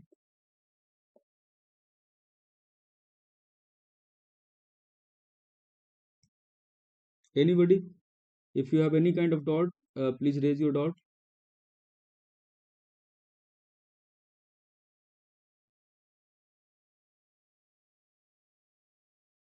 यार कैप, कीपा, मोहन, विकी, जिग्मे, ठीक है सर, सबने। समझ में आ रहा है ना? जी जी बिल्कुल। हाँ ठीक है, फिर ठीक है, फाइन। सो अभी आप बताओ, फिर हम लोग कौन से जो फर्स्ट हमारा आर्टिकल, जो फर्स्ट हमारा फंडामेंटल राइट था वो क्या था, right to what, right to equality, है ना। हम लोग अभी क्या बात कर रहे हैं, राइट टू इक्वलिटी, क्योंकि राइट टू इक्वलिटी में आर्टिकल कितने से कितने आ रहे थे, राइट टू इक्वलिटी में जो आर्टिकल है वो कितने से कितने आ रहे थे, वो आ रहे थे 14 से लेकर के 18 तक ना। तो अभी हमने 14 डिस्कस किया है ना, अब हम 15 डिस्कस कर रहे हैं, ठीक है ना। 15 को हम लोग डिस्कस करेंगे। एंड डोंट वरी, ये जो पीडीएफ है ना, मैं आपको इस टेलीग्राम ग्रुप पे शेयर कर दूंगा, है ना। अगर आपको पढ़ना हो तो आप उसमें से भी पढ़ सकते हैं, ठीक है ना। अभी जो हम लोग लेक्चर करेंगे उसका PDF I will share in the that particular group, ठीक है। अब क्या है, आर्टिकल 15 है, ठीक है ना। आर्टिकल 15 है वो बेसिकली क्या बात करता है, वो बात करता है डिस्क्रिमिनेशन की बात करता है ना, भेदभाव, है ना, जो लोगों में आपस में भेदभाव नहीं हो। तो कौन कौन से ग्राउंड पे बात करता है, so it talks about it talks about कि जो स्टेट है ना, इट विल नॉट डिस्क्रिमिनेट, है ना, state shall not discriminate against any citizen on ground only. ये वर्ड याद रखना, यहाँ पे है ओनली, ओनली वर्ड मेंशन किया गया है। Only on which ground, only on religion, only on the ground of religion, race, caste, sex, place of birth, है ना। जो इसमें मेंशन चीजें हैं वो क्या है, religion first, second one is race, third one is caste, fourth is sex, and fifth one is place of birth. आप इस चीज को ध्यान रखना कि आर्टिकल 15 है that talks that state shall not discriminate against any citizen on the ground of religion, है ना, religion, race, caste, sex and place of birth. इस चीज को आप ध्यान रखिएगा, ठीक है ना, 5 ग्राउंड पे वो करता है, ठीक है। उसके बाद ये है कि उसके अलावा अगर कोई डिस्क्रिमिनेशन है तो उसके लिए जो ये प्रोविजन है वो एप्लीकेबल नहीं है ना। ये जो इंश्योरिटी है, गारंटी प्रोवाइड कराता है वो इन 5 टाइप्स के डिस्क्रिमिनेशन पे, ठीक है। उसी का जो आर्टिकल 15 का 2 है ना, ये आर्टिकल 15 सब क्लॉज 1 है, क्योंकि एक ही आर्टिकल में बहुत सारे सब क्लॉज है। लेकिन मुझे जहां तक लगता है आपके एग्जाम के लिए बस इतना ही इंपॉर्टेंट है कि आर्टिकल 15 है वो किस चीज की बात करता है, ठीक है ना। वो आर्टिकल 15 है वो किस चीज की बात करता है, ठीक है। लेकिन आर्टिकल 15 का जो सब क्लॉज 2 है, इसको भी थोड़ा सा समझ लेते हैं। वो ये बेसिकली है कि आर्टिकल 15 का 1 है वो स्टेट की बात कर रहा था, मतलब क्या, ये गवर्नमेंट इंस्टीट्यूशंस, मतलब गवर्नमेंट के द्वारा इन सारी चीजों पे कोई भी भेदभाव नहीं होगा, है ना। कौन कौन सी चीजों पे, रिलीजन के बेसिस पे, रेस के बेसिस पे, कास्ट के बेसिस पे, सेक्स के बेसिस पे, और प्लेस ऑफ बर्थ के बेसिस पे। मतलब गवर्नमेंट कोई ऐसा प्रोविजन नहीं बना सकती है ना। मतलब जिसमें मान लो ऐसा कह दे कि सिर्फ इसी रिलीजन के लिए वो चीज है, या इसी रेस के लिए है, या इसी जेंडर के लिए, ऐसा चीज नहीं कर सकती, ठीक है ना। दूसरा है जो आर्टिकल 15 का सब क्लॉज 2 है, वो बात करता है no citizen shall on the ground only of religion, race, caste, sex, place of birth, और any of them be subjected to any disability, liability, restrictions, है ना, condition with regard to what, with regard to access to shop, है ना। ये देखो, अब ये जो है आपका आर्टिकल 15 का जो सब क्लॉज 2 है, ये basically government plus private, government plus private, ये दोनों बॉडी को कंसिडर करता है ना। मतलब अगर कोई डिस्क्रिमिनेशन गवर्नमेंट तो कर ही नहीं सकती है, लेकिन अगर कोई प्राइवेट आदमी है वो भी डिस्क्रिमिनेशन नहीं कर सकता है बेस्ड ऑन दिस ग्राउंड, है ना। वो क्या क्या है, रिलीजन हो गया, रेस हो गया, कास्ट हो गया, सेक्स हो गया एंड प्लेस ऑफ बर्थ। इस पे कोई प्राइवेट एंटिटी भी आपको आपके साथ भेदभाव नहीं कर सकता है। तो कौन कौन से केस में, तो एक्सेस टू शॉप, है ना, किसी दुकान में जाने से आपके रिलीजन के आधार पे आपको रोक नहीं सकता, ठीक है। पब्लिक रेस्टोरेंट में जाने से, होटल में जाने से, प्लेस ऑफ एंटरटेनमेंट, है ना, किसी भी इंटरटेनमेंट की जगह पे जाने से आपको कोई भी जो प्राइवेट बॉडी या जो गवर्नमेंट है वो आपके रेस हो गया, कास्ट हो गया, सेक्स हो गया, प्लेस ऑफ बर्थ हो गया, इन सब पे आपको रोक नहीं सकती, ठीक है ना। उसी तरीके से यूज ऑफ बेल्स, टैंक्स, है ना, bathing ghat, roads, place of public resorts, है ना, ये सारी चीजें हैं। इन सब के बेसिस पे आपके साथ कोई भी भेदभाव नहीं किया जा सकता, आपको रोका नहीं जा सकता, है ना। क्योंकि पहले क्या होता था आपको पता है, पहले क्या होता था, पहले अनटचेबिलिटी बहुत ज्यादा प्रैक्टिस की जाती थी, अनटचेबिलिटी बहुत ज्यादा प्रैक्टिस की जा रही थी। और पिछले क्लास में बताया था कि हमारे जो बी आर अम्बेडकर, है ना, founding father of Indian constitution, भारतीय संविधान के जनक या पिता जिनको कहते हैं, उन्होंने क्या किया था, उनके साथ अनटचेबिलिटी बहुत ज्यादा हुई थी, because he belongs to a caste known as Mahar. Maharashtra में एक महार जाति है, एंड जो कास्ट की हायरार्की में क्या है, वो बहुत ही नीचे लाई करता है। तो इनके साथ क्या हुआ था, बहुत तरह का छुआछूत हुआ था, बहुत भेदभाव हुआ था, ये सारी चीजें हुआ था। सो दैट्स वाई अनटचेबिलिटी से रिलेटेड एक आर्टिकल को प्रॉपरली डेडिकेट किया गया है, ताकि जो समाज में इस तरीके की चीजें हैं उसको खत्म किया जाए, है ना, इस तरीके के भेदभाव को खत्म किया जाए। क्लियर है ना यहाँ तक। तो सो ये वही चीज है कि ये स्टेट एंड प्राइवेट इंडिविजुअल्स दोनों के लिए जो डिस्क्रिमिनेशन को रोकती है, ठीक है ना।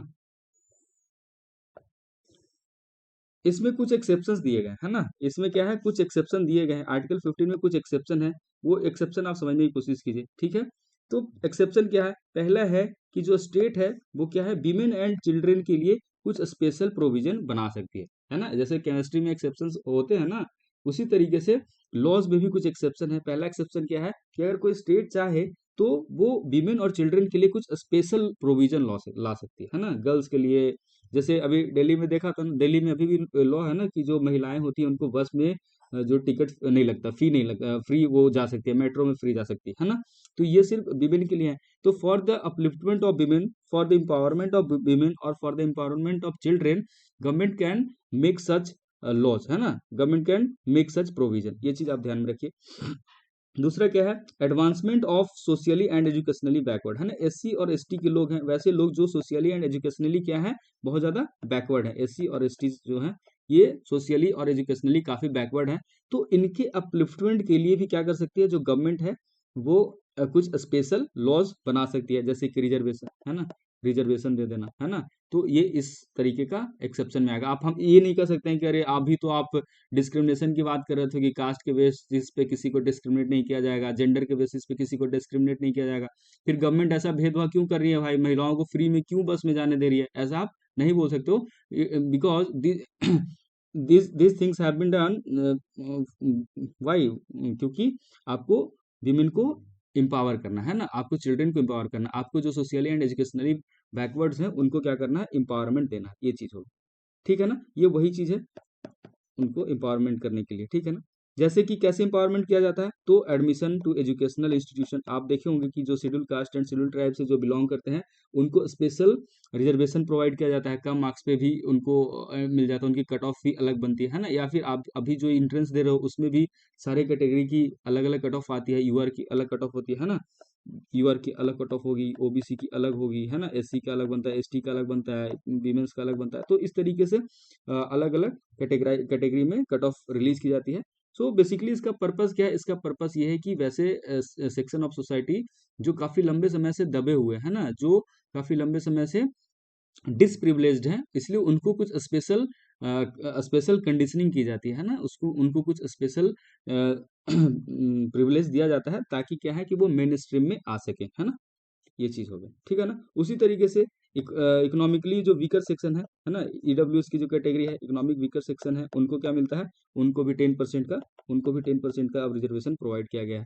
तो ये सारे क्या है, ये सारे जो इक्वालिटी है ना 15 अंडर आर्टिकल 15 जो भी हम बात करते हैं डिस्क्रिमिनेशन जो कि that is based on caste, caste हो गया, जेंडर हो गया, रिलीजन हो गया, प्लेस ऑफ बर्थ है, उसी के क्या है ये सारे एक्सेप्शन है। इसको एक बार समझ लीजिए। काफी डिटेल में मैंने आपको बता दिया, आई थिंक आपको ये समझ में आ गया होगा चीजें।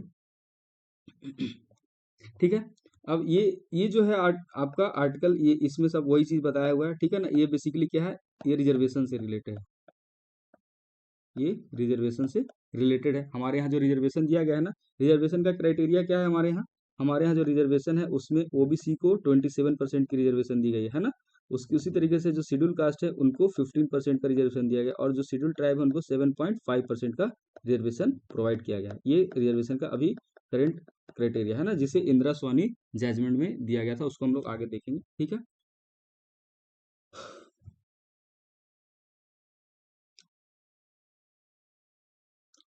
अब एक और जो यहाँ पे इंपॉर्टेंट चीज है वो है ईडब्ल्यूएस का रिजर्वेशन, ठीक है ना। ईडब्ल्यूएस का जो रिजर्वेशन है ना, वो बेसिकली क्या है, 10% ऑफ रिजर्वेशन, मैंने अभी बताया था, मैं इसको यहीं पे लिख देता हूँ।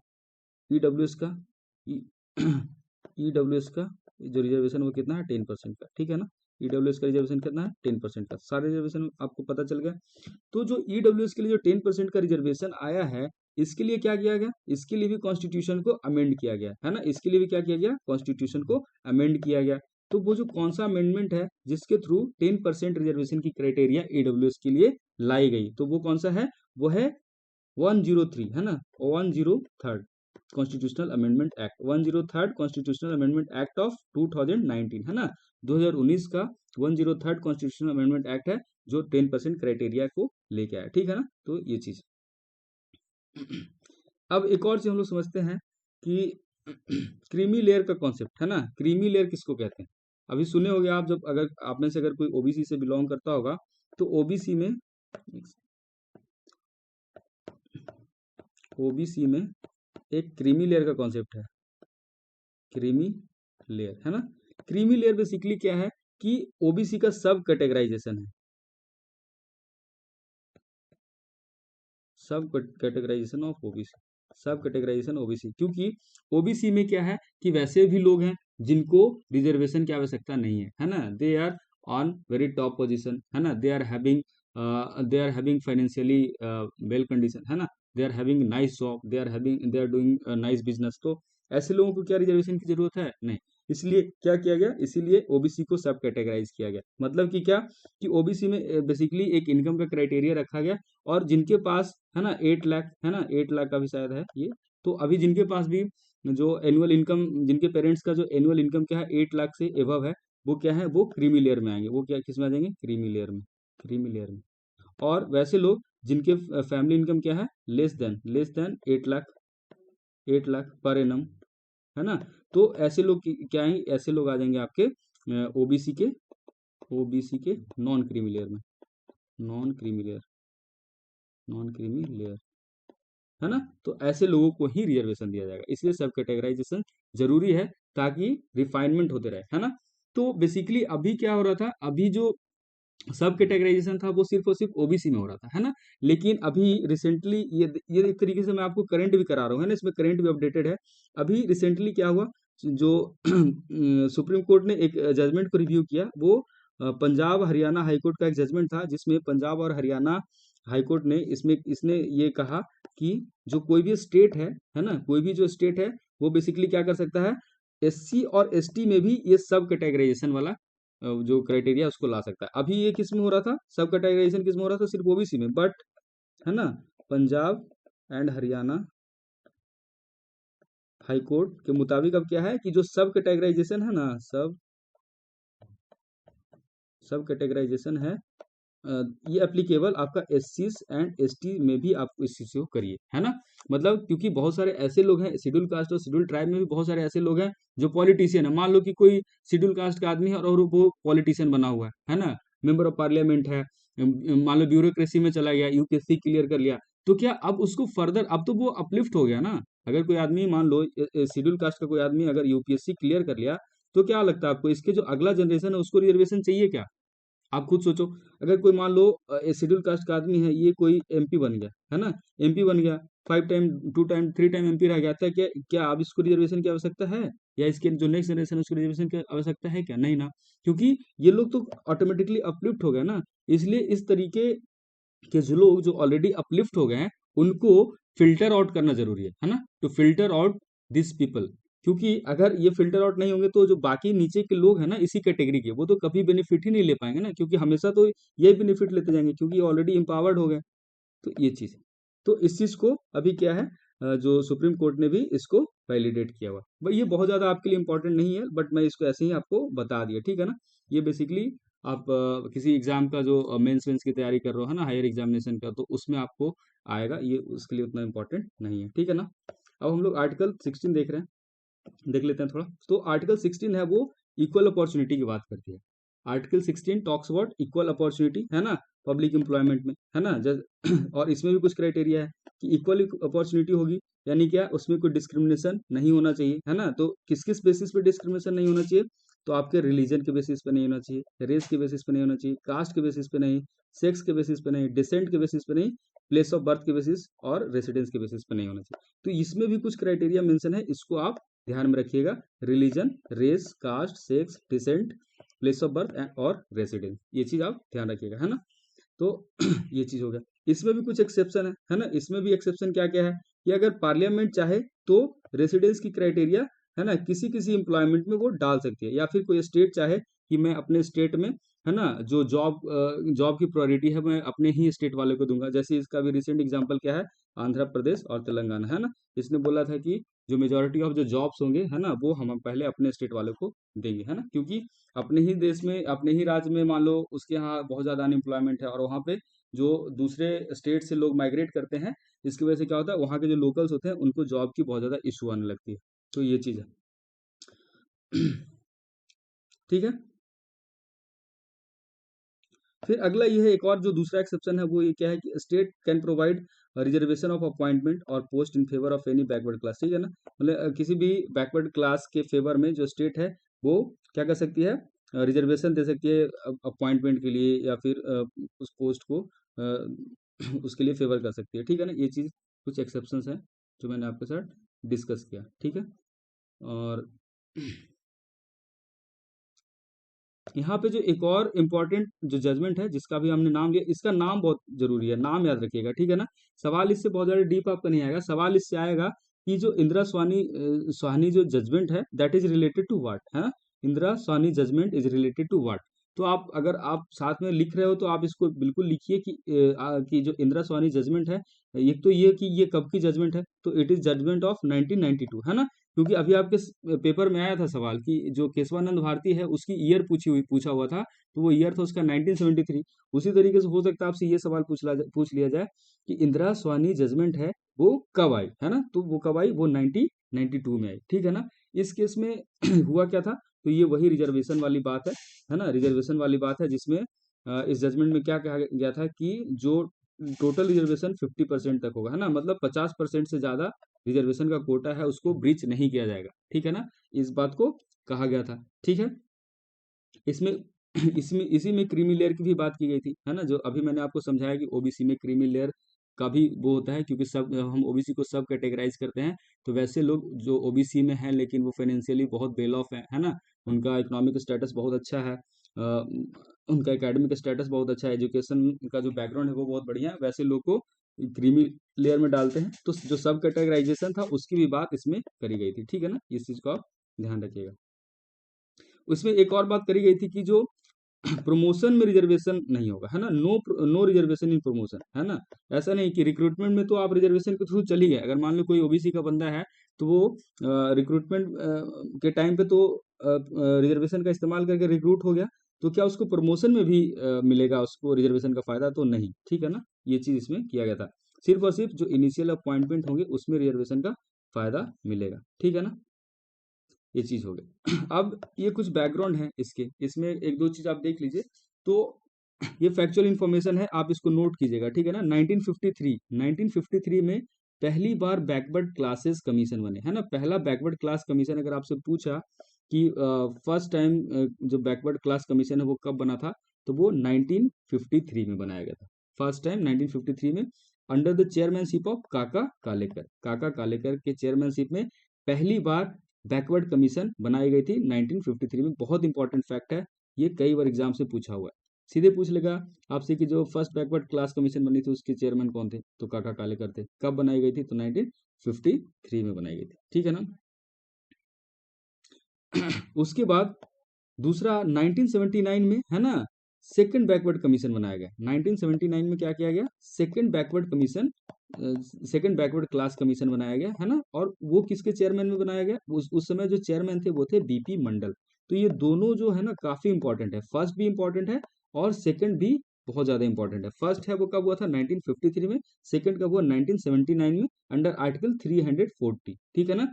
जिसमें क्या हुआ, सेकंड बैकवर्ड क्लास कमीशन बनाया गया और उसके चेयरमैन कौन थे, बीपी मंडल थे, ठीक है ना।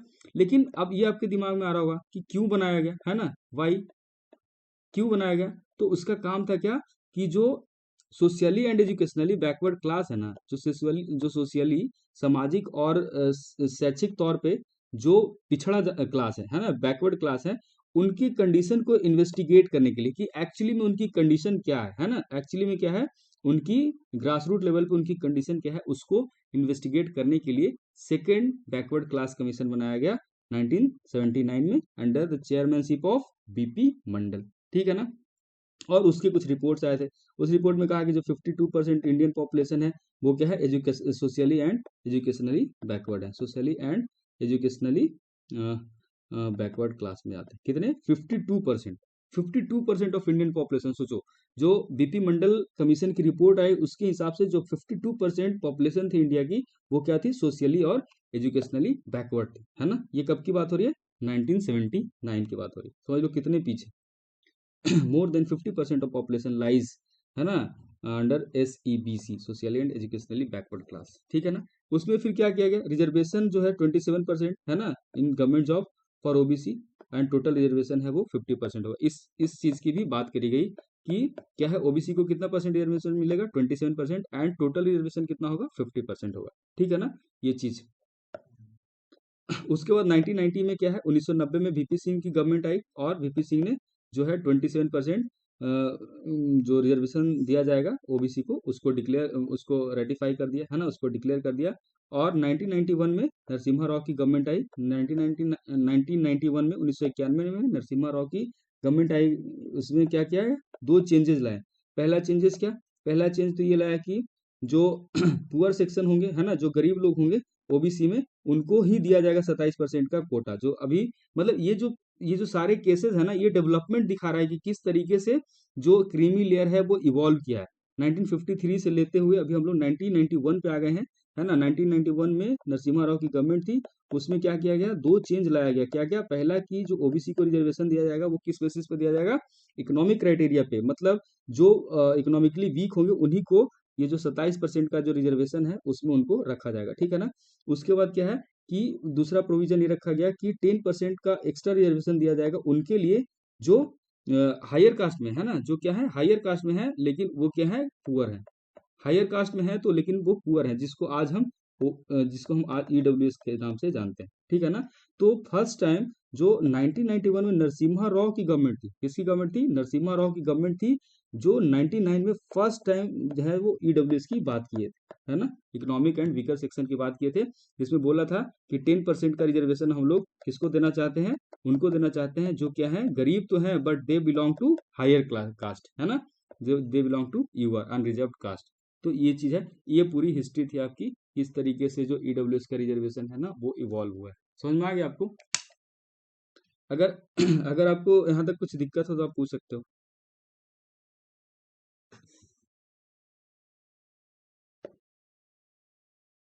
Any doubt?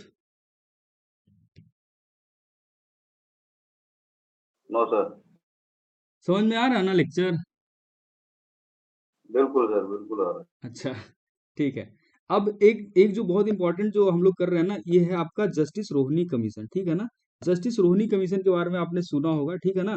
तो इसलिए ये सारी चीजें मैं इसलिए करा रहा हूँ ना, क्योंकि यहाँ से सीधे सवाल आएगा, सीधा कुछ नहीं, ज्यादा डिटेल आपसे नहीं पूछेगा, आपसे ये पूछ लेगा कि जो जस्टिस रोहिणी कमीशन है वो किससे रिलेटेड है, आप बस ये बता दो, है ना। जस्टिस रोहिणी कमीशन है वो रिलेटेड किससे है? So basically it is related to subcategorization, है ना, विद इन ओबीसी, उसी चीज से रिलेटेड है, फॉर सब कैटेगराइजेशन विद इन ओबीसी, ठीक है ना। ये एक साइंटिफिक अप्रोच बनाएंगे, है ना, और उसके बेसिस पे हम देखेंगे कि किस तरीके से हम ओबीसी को सब कैटेगराइज कर सकते हैं। तो आपको इसमें बहुत ज्यादा पढ़ने की जरूरत नहीं, ज्यादा जानने का जरूरत नहीं, बस ये देख लो कि कब बनी, तो ये रोहिणी कमीशन 2017 की बनी है ना। और ये भी वही रिजर्वेशन से रिलेटेड है, तो कौन सा आर्टिकल 340 के अकॉर्डिंग ही ये कमीशन है वो बनी है। तो तीन चीजें इसमें ध्यान देना है, पहला कि ये कब बनी, तो 2017 में बनी, है ना। कौन से आर्टिकल के अकॉर्डिंग बनी, तो आर्टिकल 340, है ना। और क्यों बनी, तो it is related to subcategorization, है ना, विद इन ओबीसी। बस आपको इतना ध्यान रखना, उसके बाद इसको कुछ नहीं करना, ठीक है ना।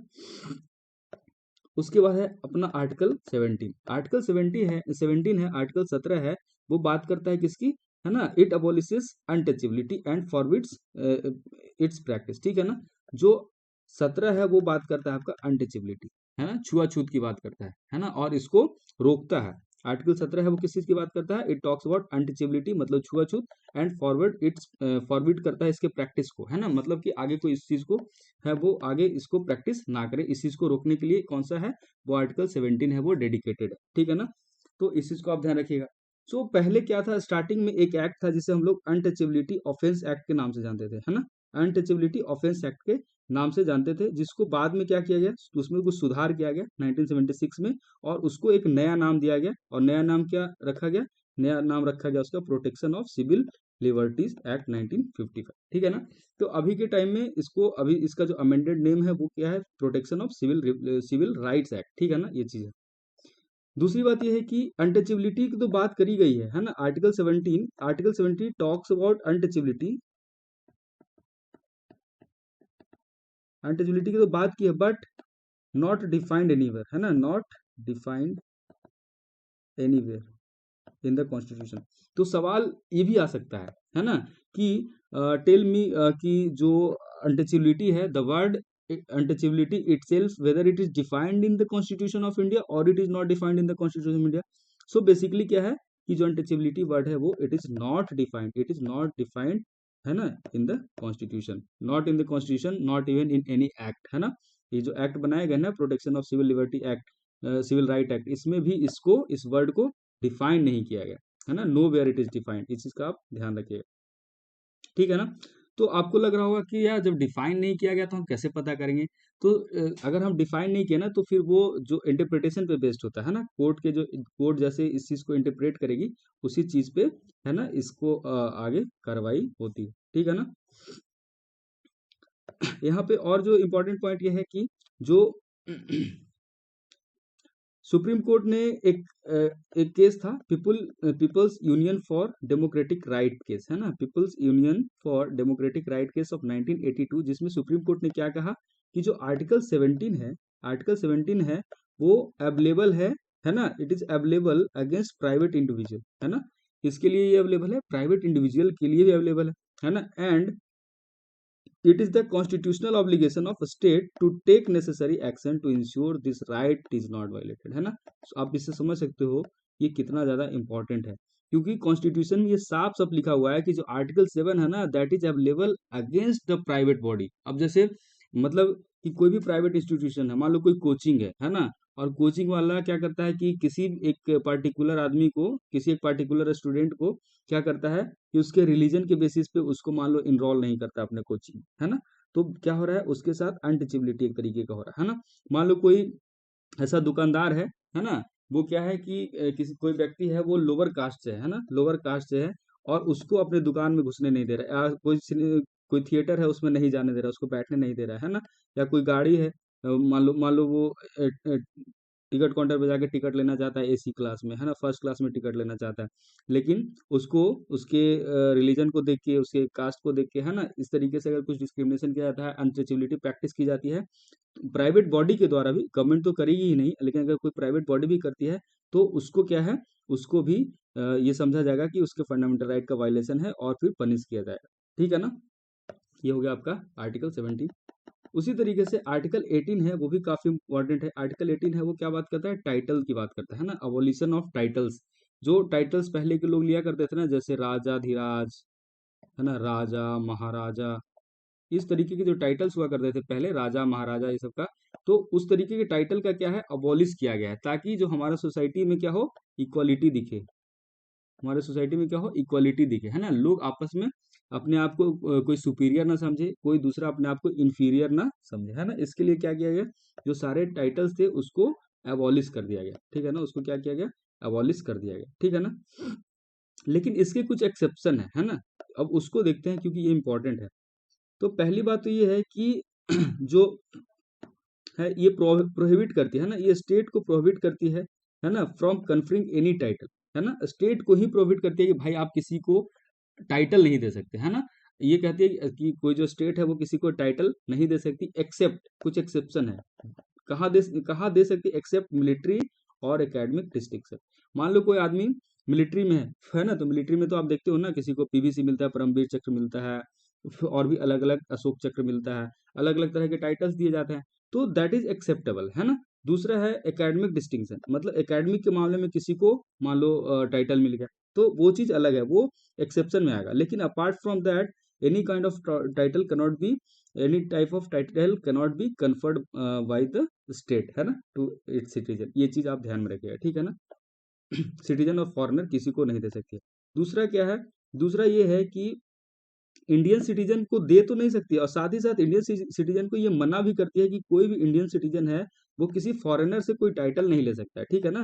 भारत का कोई नागरिक है, ऐसा नहीं है कि उसको कोई दूसरा कंट्री का जो है वो उसको कोई टाइटल दे रहा है तो उसको एक्सेप्ट कर ले, it is also not possible, है ना, to seek any kind of title from any foreign state, ठीक है ना। तीसरा ये है कि कोई फॉरेनर है ना, मान लो कोई एक्स फॉरेनर है, वो इंडिया में काम कर रहा है ना, इंडिया की एजेंसी में काम कर रहा है ना, इंडिया के ऑफिस ऑफ प्रॉफिट के लिए काम कर रहा है, ठीक है।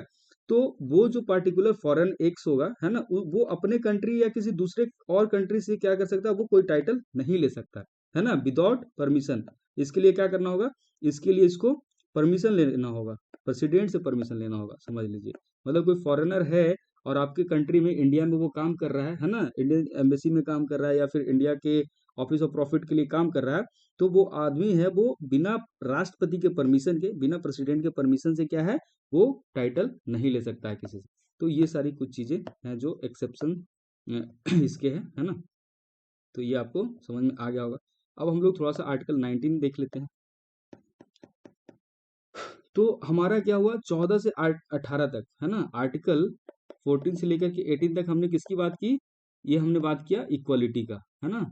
आर्टिकल 14 से लेकर के हमने 18 तक जो आर्टिकल को डिस्कस किया, वो सारे आर्टिकल किसी से रिलेटेड थे, वो सारे आर्टिकल रिलेटेड थे, इक्वालिटी से रिलेटेड थे कहीं ना कहीं, है ना। अब हम जो आगे डिस्कस करने वाले हैं वो आर्टिकल है आपका 19 से 22 तक, है ना, आर्टिकल 19 से लेकर के 22 तक। और ये जो आर्टिकल होंगे, ये सारे आर्टिकल रिलेटेड होंगे इससे, फ्रीडम से, है ना। ये हमने बताया था ना, 6 तरह के हमने फंडामेंटल राइट देखा था। तो पहला था इक्वालिटी से, और दूसरा है क्या, वो फ्रीडम से रिलेटेड होगा, ठीक ठीक है ना। तो अब पहला देखते हैं 19 आर्टिकल क्या है। तो 19 जो आर्टिकल है दैट 19 का सब क्लॉज, 19(1) का सब क्लॉज ए, है ना। तो ये जो बात करता है वो बात करता है freedom of speech and expression, है ना, जिसमें हमने समय रैना वाला एग्जांपल लिया था कि भाई freedom of speech and expression है तो भाई कुछ भी नहीं कर सकते हो, क्या है उसमें, रीजनेबल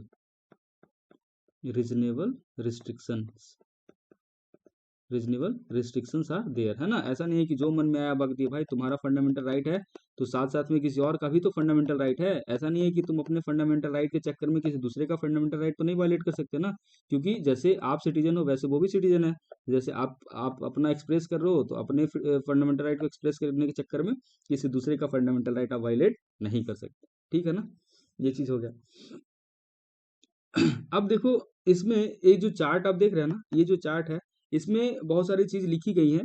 जो सारी चीजें हैं वो क्या है, आप freedom of speech and expression में ये सारी चीज आते हैं, तो आप इसको एक बार देख लेना। जैसे क्या है, right to propagate one's views, है ना, अपने व्यूज को रखना, प्रेस की फ्रीडम, है ना, कमर्शियल एडवर्टीजमेंट, है ना, right against tapping of telephonic conversation, हम लोग जो बात कर रहे हैं, है ना, या फिर आप किसी से फोन पे बात करते हो तो उसको कोई रिकॉर्ड ना कर ले, है ना, उसको कोई टैप ना कर ले, ये भी आपका जो राइट है ना, ये क्या है, ये आपका राइट है, किसमें आता है, ये right of speech and expression में ही आता है आपका, ठीक है ना।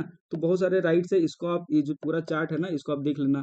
Right to fly national flag, है ना, right to fly the national flag, it is your fundamental right, है ना, ये क्या है आपका फंडामेंटल राइट है, क्योंकि जब हम नेशनल फ्लैग को होस्ट करते हैं ना, उसको हम जब लहराते हैं तो हम एक तरीके से अपना क्या है, अपने नेशन के प्रति अपने जो इंटीग्रिटी है ना, हमारा जो लगाव है, देश प्रेम है ना, पैट्रियटिज्म को हम क्या करते हैं, शो करते हैं, ठीक है ना।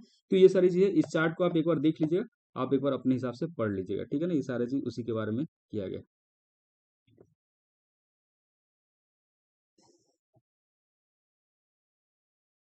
ठीक है, अगला क्या है, अगला जो प्रोविजन है वो ये कहता है कि कोई भी भारत का नागरिक, है ना, कोई भी भारत का जो नागरिक है ना, अगर वो सरकारी है ना, ऑफिस ऑफ प्रॉफिट या किसी भी ट्रस्ट में जुड़ा हुआ है ना, अंडर स्टेट, है ना, तो क्या है कि वो बिना बिना राष्ट्रपति के परमिशन से कोई भी, बिना राष्ट्रपति के परमिशन से कोई भी इमॉल्वमेंट्स, है ना, या कोई गिफ्ट वगैरह एक्सेप्ट नहीं कर सकता, है ना, कोई भी दूसरे स्टेट से क्या गिफ्ट वगैरह एक्सेप्ट नहीं कर सकता। आई एम रिपीटिंग अगेन, अगर कोई भी सिटीजन है ना, कोई भी इंडियन सिटीजन है या फिर कोई फॉरेनर है जो इंडियन गवर्नमेंट के लिए काम, मतलब इंडियन स्टेट के लिए काम करता है, और वो इंडियन ऑफिस ऑफ प्रॉफिट से जुड़ा हुआ है या इंडिया के किसी ट्रस्ट से जुड़ा हुआ है, तो वो जो आदमी है वो किसी दूसरे देश से कोई गिफ्ट या कोई इमॉल्वमेंट्स, है ना, ये एक्सेप्ट नहीं कर सकता है बिना राष्ट्रपति के परमिशन के, है ना, बिना राष्ट्रपति के परमिशन से। समझ में आ गया ना। अब मान लो कि इसको एग्जाम्पल ऐसे समझ सकते हैं कि कोई एक्स है ना, ये मान लो यूएसए का है ना, बट वर्किंग, एक second, working in India, India, है ना, for office of profit, office of profit, office of profit मतलब क्या है, ये कोई एक आदमी है, ये यूएसए, है ना, वो यूएसए का है बेसिकली, लेकिन कहाँ कर रहा है, इंडिया में काम कर रहा है, इंडियन गवर्नमेंट के लिए काम कर रहा है। तो अगर ये चाह कर भी फिर ये जो एक्स है वो मान लो मान लो रसिया हो गया, रशियन गवर्नमेंट मान लो इसको कुछ प्रोवाइड करना चाहती है, या यूएस की ही गवर्नमेंट, है ना, ये जो एक्स है इसको क्या करती है, कुछ गिफ्ट देना चाहती है, कोई इमॉल्वमेंट्स देना चाहती है, कुछ प्रेजेंट देना चाहती है, तो ये जो एक्स है क्या कर सकता है, ये इसको एक्सेप्ट नहीं कर सकता है ना, इसके लिए क्या करना होगा, कंसेंट, इसके लिए क्या करना होगा, इसके लिए इसको consent of president, consent of president है वो मैंडेटरी, है ना, मतलब राष्ट्रपति से पहले पूछेगा भाई कि हम लेना चाहते हैं, लें कि नहीं लें, अगर राष्ट्रपति बोलेंगे ठीक है भाई तुम ले लो, तभी जाके वो चीज को एक्सेप्ट कर सकता है, ठीक है ना।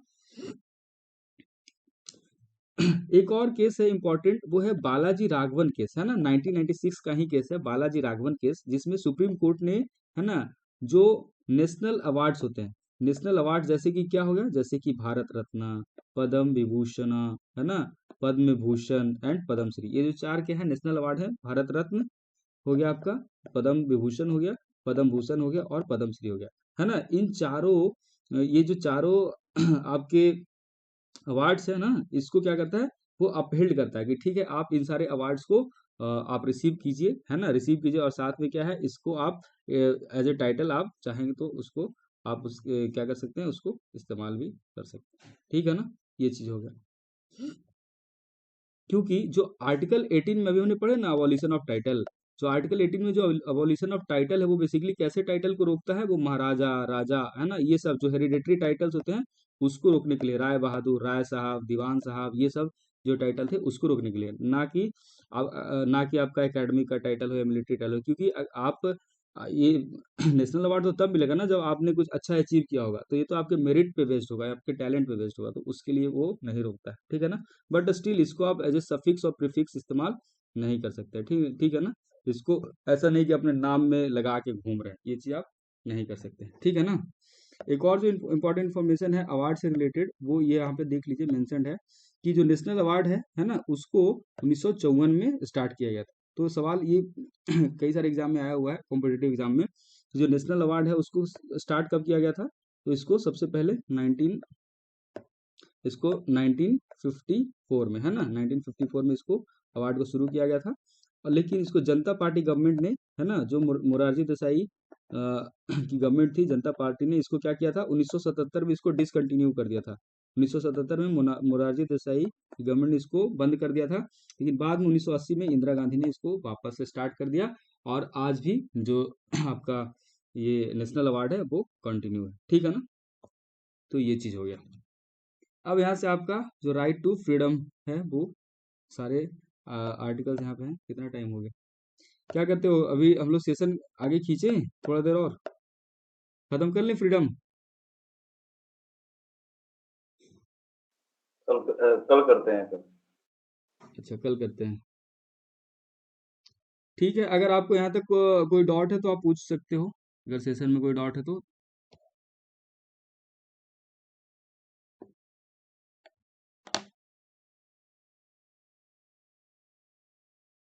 किन्हीं को कोई डाउट है तो आप पूछ सकते हो अपना डाउट यहाँ तक, क्योंकि हम लोग ना ये फंडामेंटल राइट को काफ़ी डिटेल में कर रहे हैं, ठीक है। तो इसमें फिर कुछ छूटेगा नहीं सवाल, अगर आप इसको सही से कर लेंगे, जो पीडीएफ मैं दूंगा अगर आप उसको कर लोगे तो फिर सवाल यहाँ से तो कहीं बिल्कुल नहीं छूटने वाला फिर। और इसके अलावा अगर कोई आप दूसरा एग्जाम भी दोगे तो उसमें भी ये काफ़ी फ्रूटफुल रहेगा उसके लिए। सर सर ये लोग ऑफिस का ऑफ फुल पीडीएफ कब मिलेगा? फुल पीडीएफ जब जैसे जैसे ये मैं सोचा हूँ ना कि जैसे जब पॉलिटी हो जाएगा ना पूरा, तो मैं आपको फिर पॉलिटी का पूरा पीडीएफ कंपाइल करके दे दूंगा। या क्या आप पहले पीडीएफ चाहते हो? सर पहले होगा तो बेहतर रहेगा ना, हम लोग अ- थोड़ा आगे आपको कराने जा रहा है, उसको भी थोड़ा देख लेगा तो बेटर अच्छा, अंडरस्टैंडिंग है।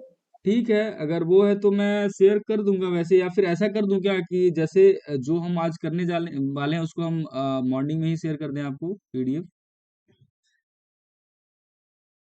या पूरा एक ही बार मांगते हो क्या आप? सर जैसा, एक एक करके देगा, फिर फाइल बहुत ज्यादा ज्यादा हो जाएगा। क्या? एक एक करके देगा तो सर फाइल बहुत ज्यादा हो जाएगा। जैसे आप हर दिन एक एक दे रहा होगा तो बहुत ज्यादा फाइल हो ठीक है, जाएगा। बट ये है मेरे पास कंपाइल, ठीक है। मैं फिर यही करता हूँ और क्या, मैं आपको पीडीएफ ही दे देता हूँ, ठीक है। आप उसको पहले देख लेना और रिवाइज भी करना, उससे आपको रिवाइज करने में भी इजी होगा, है ना। तो ये दो एक्चुअली ना मेरे पास यार एंड ऑल्सो हाँ, क्या क्या बोलिए? मतलब ये अगर हार्ड कॉपी में मिल गया तो बेहतर भी रहेगा ना। आप जो करा रहे हो उसको साथ साथ में देख देख के पड़ेगा तो हार्ड कॉपी में तो होगा। हार्ड कॉपी का तो यार प्रोविजन पता नहीं, वो तो मैम से पूछना होगा, वो हार्ड कॉपी कैसे बुक कराएंगे, क्योंकि हार्ड कॉपी इशू कराने का मुझे तो वो तो नहीं पता है। जी जी, आप सॉफ्ट कॉपी प्रोवाइड करने से हार्ड कॉपी वो तो हम लोग अच्छा का आप एंड ये है। कह रहे हो कि आप इसका प्रिंट आउट ले लोगे, है ना, आप प्रिंट आउट ले लोगे या फिर अपना वो करोगे, ये कह रहे हो ना? वो सॉफ्ट कॉपी दे देगा तो हाँ हाँ, ठीक है ठीक है ठीक है, फिर मैं ना ये शेयर कर दूंगा आपको, और फिर आप उसका फोटो कॉपी करा लेना, आप उसको से आगे कुछ पढ़ लेना, ठीक है। तो एक्चुअली क्या है ना कि ये जो आज जिसे हम लोग आज कर रहे हैं ये थोड़ा सा डिटेल वाला है, और ये जिससे हम लोग अभी इसके पहले और चीजें जो की है ना वो थोड़ा फैक्चुअल टाइप का इन्फॉर्मेशन है, तो वो आपके एग्जाम के लिए ज्यादा रिलेवेंट है ना। और ये क्या है कि इसमें थोड़ा इन्फॉर्मेशन ज्यादा है, तो मतलब फंडामेंटल राइट थोड़ा सा ज़्यादा इंपॉर्टेंट था, इसलिए मैं सोचा कि इसको थोड़ा अच्छे से डिटेल से करा दूं, इसलिए मैं इससे करा रहा था। बाकी जो पीडीएफ हम लोग अभी इसके पिछले लेक्चर में किए थे ना, जिसमें हमने प्रियम्बल किया था, तो वो भी सफिशियंट होगा आपके एग्जाम के लिए, ठीक है ना। तो मैं देखता हूँ उसी को, नहीं तो आपको शेयर कर देता हूँ, और इसमें जो इंपॉर्टेंट लगेगा वो शेयर कर दूंगा। ठीक है सर। हम्म, ठीक है, बट सर ये ऑफिस क्या? Office of profit. Office of profit? जी जी अरे ऑफिस ऑफ प्रॉफिट का मतलब बेसिकली ये हुआ ना कि अगर आप मान लो कि जैसे आप मान लो कोई गवर्नमेंट एम्प्लॉय हो, ठीक है ना, तो आप क्या कर रहे हो कि आप कोई ना कोई पोजीशन होल्ड कर रहे हो, है ना, और for that you are paid by the government. इसका मतलब क्या हुआ कि आप गवर्नमेंट के ऑफिस ऑफ प्रॉफिट पे आप काम कर रहे हो, है ना, ये चीज हो गया ऑफिस ऑफ प्रॉफिट। तो वही बात हुआ कि अगर कोई आदमी, अगर कोई फॉरेनर है और वो गवर्नमेंट से जुड़ा हुआ है ना, अगर कोई फॉरेनर है और वो गवर्नमेंट से जुड़ा हुआ है, इसका मतलब क्या हुआ कि वो ऑफिस ऑफ प्रॉफिट है, मतलब कि वो प्रॉफिट सीक कर रहा है ना यहाँ के गवर्नमेंट से। तो उसके लिए फिर आप कहीं ना कहीं आपकी लाइबिलिटी है, आप बॉन्ड हो गवर्नमेंट से, तो आप बिना गवर्नमेंट के परमिशन से फिर आप जो प्रेजेंट हो या कोई गिफ्ट हो इमॉल्वमेंट से, आप उसको ऐसे एक्सेप्ट नहीं कर सकते, ये है। और एक और जगह पे तो इस्तेमाल हुआ था टाइटल के केस में, हाँ। इंडियन सिटीजन भी तो एक्सेप्ट नहीं कर पाएगा ना। क्या? तो इंडियन सिटीजन जो ऑफिस ऑफ प्रॉफिट ले रहा हो वो जो मतलब बाहर कंट्री का कोई भी से हाँ, एक्सेप्ट नहीं नहीं, कर वो भी पाएगा। उसके लिए भी तो है ही ना, वो तो प्रोहिबिट कर ही रहा है ना। आप अगर फॉरेनर्स, आप सिंपल से ऐसे सोचो ना कि जैसे आप डायरेक्टली मान लो हम लोग एक पर्टिकुलर स्टेट से हैं इंडिया में, ठीक है। हम सीधे सीधे अगर हमारा मतलब इंडिविजुअल बेसिस पे हम अगर चाइना से कांटेक्ट कर लें, या इंडिविजुअल बेसिस पे मान लो हम रसिया से कांटेक्ट कर लें, तो आप डायरेक्टली एक गवर्नमेंट के पास एक इन्फॉर्मेशन होना चाहिए ना कि आपका कंट्री का सिटीजन है और वो रशियन एजेंसी मतलब रशियन गवर्नमेंट उसके साथ लिंक हो रही है। इसका मतलब आप हो सकता है आपके पास बहुत सारी कॉन्फिडेंशियलिटी हो, बहुत सारी ऐसी चीज़ें जो आप उनसे शेयर करो। तो ये सब चीज़ हैं कि आपको लिवरेज करनी हो सकता है, आपको जो रशियन गवर्नमेंट है वो इसलिए आपको इन्वॉल्वमेंट दे रही है ताकि आप उनके फेवर में कुछ ऐसा एक्ट करो, है ना? तो इन सब चीज़ों के लिए इन सब चीज़ों को देखते हुए ये प्रोविज़न है कि आप प्रेसिडेंट का परमिशन ज़रूरी है, ताकि जो गवर्नमेंट एजेंसी है ना, उनको एक अवेयरनेस रहे कि अच्छा ये पार्टिकुलर आदमी को रशियन गवर्नमेंट है, वो ये एमोल्वमेंट देना चाह रही है, या चीज़ें ये है, ये चीज़। Okay sir. ठीक है, फिर हम लोग कल कंटिन्यू करते हैं, है ना? थोड़ा-सा कल और ब्रीफ में करेंगे, चीज़ें हो जाएगा थोड़ा जल्दी। आज ये था फंडामेंटल राइट था ना, इसलिए हम लोग थोड़ा-सा इलैबोरेट करके ज़्यादा पढ़े हैं, काफ़ी ज़्यादा एक्सप्लेनेटरी रहा सेशन। समझ में आया ना, जो भी हम लोगों ने डिस्कस किया आज? बिल्कुल, बिल्कुल सर।